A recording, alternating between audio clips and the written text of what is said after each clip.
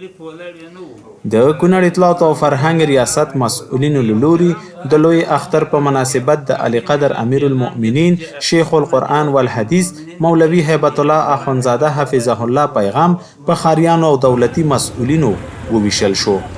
د دغه ولایت اوسیدونکي وایي د اسلامي امارت رهبر د لوی اختر په مناسبت پیغام کې هر اړخیزو موضوعاتو ته اشاره کړي، حکومت او عام خلک پر عملي کېدو مکلف کړي دي.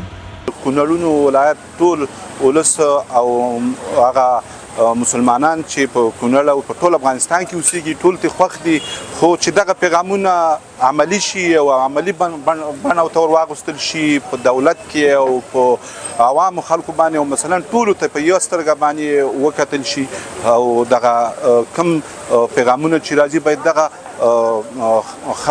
په خلکو باندې تطبیق شي او دولت هم تطبیق کړي، نو ډېر خوشحاله یو په دغه باندې. د لوی اختر په مناسبت امیر المؤمنین چې کوم پیغام را لېږلی دی موږ ته خوشحاله ایستو او ډېر ښه پیغام دی او پکې یادونه یې کړې ده چې په اخترونو کې سره یو ځای شي او د بې اتفاقۍ نه لاس واخلئ، نو ډېر ښه پیغام دی، موږ ته خوشحاله یو.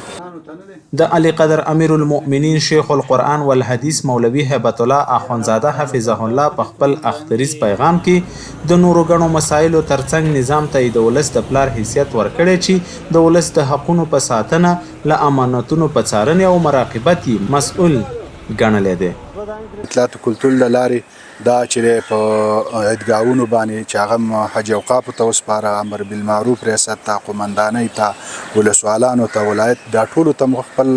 هغه سهم چې څونه د هغې رسېده هغه مو ته وسپاره او دا به په ټولو عیدګاهونو کې تقسیمیږي او د دې امیر المؤمنین د پیغام رسول به په ټولو عیدګاهونو کې انشاءالله کیږي. د اسلامي امارت رهبر په خپل اختریز پیغام کې د دې ترڅنګ له اسلامي نړۍ غوښتي چې د فلسطین د خلکو ملاتړ وکړي څو په خبره یې خپل غصب شوي حقوق ترلاسه کړي. هغه زیاته کړي چې